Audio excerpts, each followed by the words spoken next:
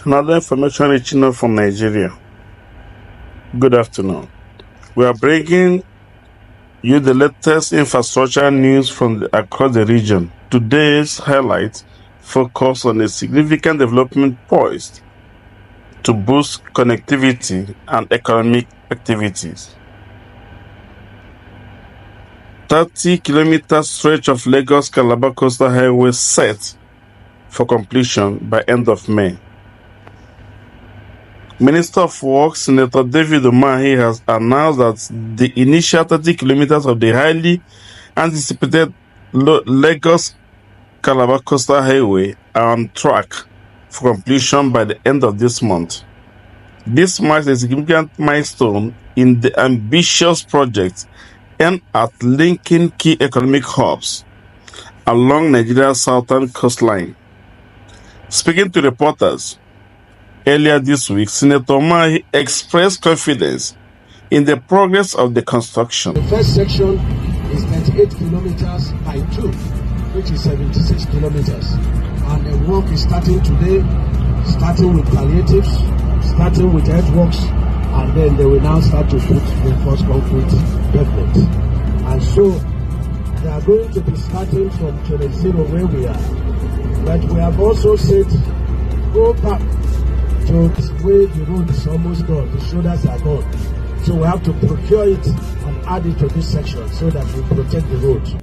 We are also going to flag off a program, a nationwide program on all our roads. And I'm happy that the Director of Highway is here, and the program is Operation Free Our Roads. Operation Free Our Roads. So what is it about? It's about emphasizing the government's commitment to delivering this crucial infrastructure project. The completion of this first phase will undoubtedly provide tangible benefit, easing traffic and travels, and potentially spurring development in the connected areas. Improve connectivity. The completed section will offer a new and potentially faster route for commuters and businesses. It is very important because we don't want to stay here beyond May 29, 2025. And so what Beja cannot finish, we will also have to take it over to Dangote under tax credit and therefore, reinforced concrete pavement. We are also going to include the entire 375 kilometers. We want to bring solar light to heat up the entire place. We also want to bring up, planting of trees so that we use this road to showcase, the new hope road infrastructure that Mr. President has, brought to bear on our roads. And let me use the opportunity to appreciate Mr. President very highly, who is very concerned about this road and directed that I should, even though today is not a working day, but every day for renewed hope administration is a working day. And so that's why we are on this road, 375 kilometers. Economic potentials. Enhanced transportation links can foster trade and investment along the corridor.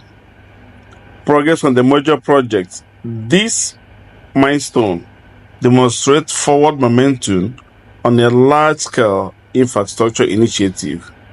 We will continue to monitor the progress of the Lagos-Calabar Coastal Highway and bring you further updates as they become available. European leaders unite in Kyiv demand ceasefire from Russia. News in full. Kyiv, Ukraine. In a powerful display of solidarity, leaders from 4 major European nations converged in Kyiv to meet with Ukraine President Volodymyr Zelensky. The primary objective of this high-stake meeting was to urge Russian President Vladimir Putin to agree to an unconditional 30-day ceasefire. Some highlights: the leaders of France, the United Kingdom, Germany, and Poland traveled together to Kyiv, marking a significant show of European unity in support of Ukraine. This